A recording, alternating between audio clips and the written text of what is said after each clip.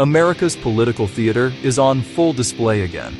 The front page is filled with the image of Donald Trump smiling, shaking hands with Israel's Prime Minister Benjamin Netanyahu, and receiving a Nobel Peace Prize. Except the picture isn't real. It's an AI-generated fantasy that Trump himself proudly posted on his own social platform. At the same time, he's unleashed another of his long, furious posts, this one targeting America's education system. He accused universities of being corrupt, anti-American breeding grounds for woke socialist ideology, claiming they've lost their way and are now corrupting youth and society.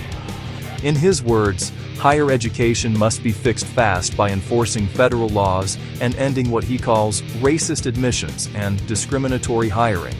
Trump vowed that his administration will restore merit and hard work, ban group identity, and launch what he called a new golden age of academic excellence. It's a sweeping declaration, and it arrived just hours after he publicly threatened China with 100% tariffs before abruptly reversing himself when Beijing pushed back. "Don't worry about China," Trump wrote the next day. "It will all be fine." And highly respected President Xi just had a bad moment. He doesn't want depression for his country, and neither do I. It's a snapshot of where Washington stands right now. Chaotic, unpredictable, and increasingly consumed by symbolism and social media drama rather than coherent strategy. While Trump argues online about universities and posts AI-generated images of global glory, something far more consequential is unfolding quietly around the world. Allies are moving on one by one. The countries that once relied most heavily on the United States are beginning to step away. Not in open rebellion, but through quiet, deliberate shifts in trade, diplomacy, and strategy. And the clearest signal of that shift comes from north of the border. Canada, long regarded as Washington's most dependable ally, is charting a new course, one that could reshape North American geopolitics for a generation. Foreign Minister Anita Anand has embarked on a diplomatic mission across Asia, visiting India, Singapore, and China to rebuild and strengthen trade ties that were left fragile after years of tensions. Her goal is clear: reduce Canada's dependence on the U.S. economy and re-establish direct partnerships with Asia's biggest markets. It's a bold move that comes as the Trump administration doubles down on economic pressure. The president's renewed threat of 100% tariffs on Chinese goods rattled markets worldwide, but its effects reach far beyond Beijing. American allies, Canada foremost among them, are now paying the price for Washington's protectionist crusade. Annan's message could not be clearer. Canada will no longer play the role of silent partner in U.S. trade wars. "It goes back to being a sovereign country," she said in an interview with Bloomberg. The statement, calm but firm, signals a turning point in Canada's foreign policy.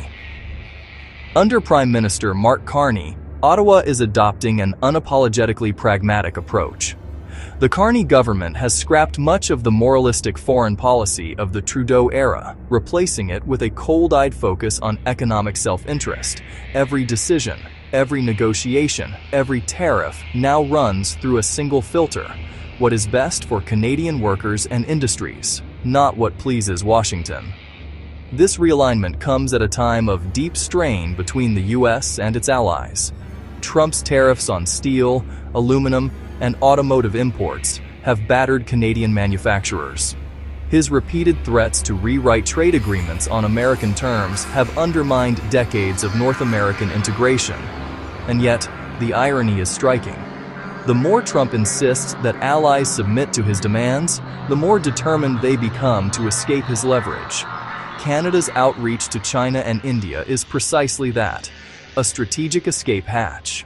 Ottawa understands that the U.S. market, while vital, has become too volatile to depend on. Trump's erratic tariff policy can turn overnight from partnership to punishment. The result: Canada is looking east. In China, despite ongoing disputes over canola, pork, and seafood, there are early signs of thaw. Beijing recently extended the deadline for a probe into Canadian canola, a subtle olive branch that allows more time for negotiation. Carney's government is exploring cooperation on clean energy and expanding liquefied natural gas exports to Asia. The Prime Minister is expected to meet with President Xi Jinping later this year at the Asia-Pacific Economic Cooperation Summit in South Korea. That meeting could come sooner than expected. During the United Nations General Assembly in New York, Prime Minister Mark Carney held talks with China's Premier Li Qiang, a meeting that signaled a deepening economic engagement between the two nations. Following their discussion, Carney emphasized that there is a very broad range of commercial relationships that already exist and a much larger range of opportunities for both countries. He pointed specifically to clean and conventional energy cooperation, noting that China is already purchasing liquefied natural gas from the recently opened LNG Canada terminal on the West Coast, a project his government wants to see expanded rapidly. He also underscored the potential for agricultural exports to grow alongside energy trade. Carney described his conversation with Li as an open discussion that included Canada's steel tariffs, reaffirming that he is resolute about defending the domestic steel industry. Yet he highlighted that beyond disputes, there are clear opportunities to deepen collaboration. "We have had a very constructive set of discussions," Carney said, and expressed confidence that the dialogue will continue to advance. Concluding the meeting, Carney stated, "I will expect at the appropriate time to be meeting with President Xi Jinping, but continuing this dialogue with the Premier." The comment signaled that Ottawa is actively rebuilding diplomatic and commercial bridges with Beijing, not in defiance of Washington, but out of necessity to protect Canadian national interests.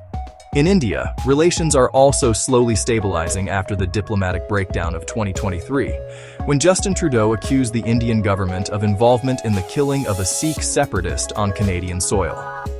2 years later, both countries have reappointed ambassadors and reopened channels for intelligence sharing on cross-border crime. Anand has met with Indian Foreign Minister Subramanyam Jaishankar, emphasizing a step-by-step approach to rebuild trust. As she put it, "We were in a situation where the relationship was at a virtual standstill. 2 years later, we're rebuilding that foundation." Behind this careful diplomacy lies a simple calculation.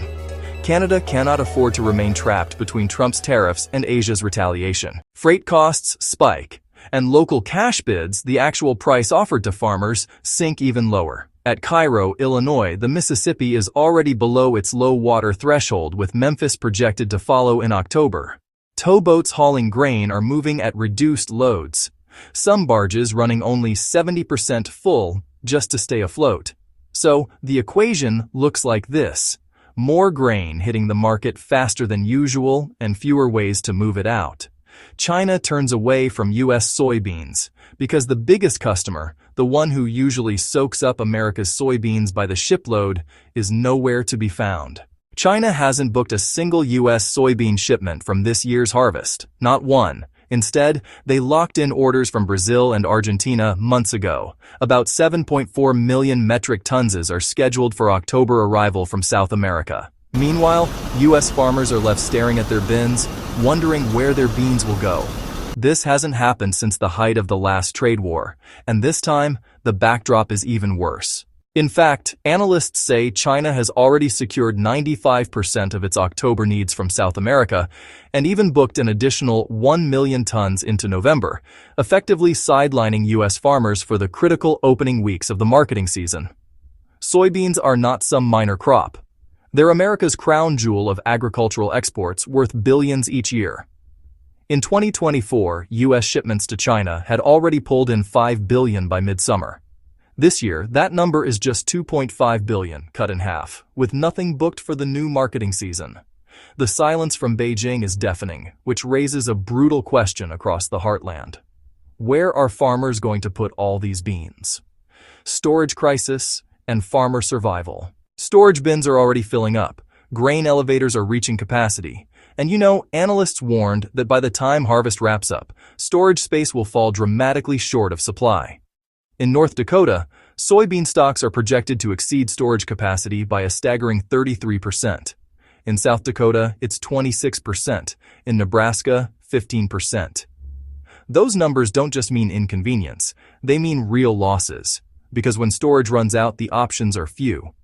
Farmers can sell at fire sale prices, accepting whatever local basis is offered, or they can pile beans under tarps in open fields exposed to weather, pests, and rot. Take the words of Andrew Phillips, a corn and soybean farmer in Nebraska.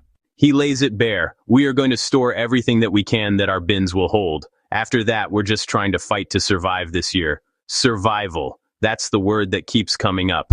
Farmers aren't talking about profit margins or market strategies anymore. They're talking about survival. Rising costs for seed, fertilizer, insurance, and equipment are colliding head-on with collapsing prices. Markets collapse. Amid uncertainty, the markets are reflecting this pain. In North Dakota, the soybean basis has collapsed to a record low, $1.50 below Chicago futures. That means farmers there are getting less than $9 a bushel, while the futures market shows over 10. Normally, basis at harvest is about 70 cents below. This isn't a small swing, it's a chasm. And nationally, Chicago soybean futures dropped 5% in September alone, the fourth month of losses in just 5 months. Traders are cautious, waiting for clarity. But with the USDA shut down, the data isn't coming.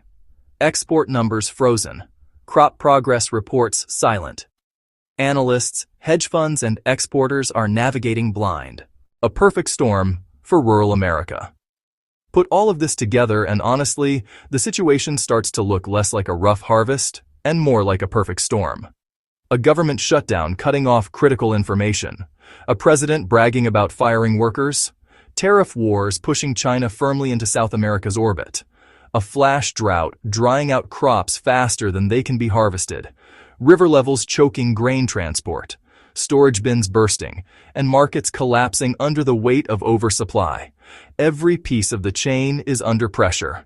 And at the center of it all are the farmers, many of them loyal Trump supporters, watching years of hard work turn into piles of unsellable grain. This is about people, not just economics. It's worth pausing here because this isn't just about economics. It's about people. It's about families in rural Nebraska, North Dakota, and Illinois who rise before dawn, work until long after sunset, and now face the possibility of storing soybeans under tarps in their fields like sandbags. It's about federal workers who suddenly don't know when their next paycheck will arrive. It's about small towns whose main streets depend on those paychecks, on those farm sales, on that economic heartbeat that now feels faint. And above it all stands a president who frames chaos as strategy, who looks at a shutdown not as an emergency, but as an opportunity, who tells workers some of them don't deserve help, and who shrugs while his tariffs and trade wars drive away America's largest agricultural customer. For the families caught in the middle, this isn't strategy, it's struggle. For farmers staring at overflowing bins, it isn't politics, it's survival. A long, uncertain winter. And for a country that depends on its heartland to feed the world, it isn't just another autumn. It feels like the beginning of a long, uncertain winter. The story may end here, but what happens next is in your hands. This channel has no sponsors, no corporate backing. Its only lifeline is you. If you believe truth should never be silenced or sold, take a stand. Subscribe, like, and share your voice in the comments. To go one step further, tap join. Even the smallest support builds the shield that keeps this channel alive and growing. Every click, every share, every membership is a signal. Independent voices matter. Truth matters. And we will always do our best to bring you the strongest content and deliver news that is unbiased and rooted in truth.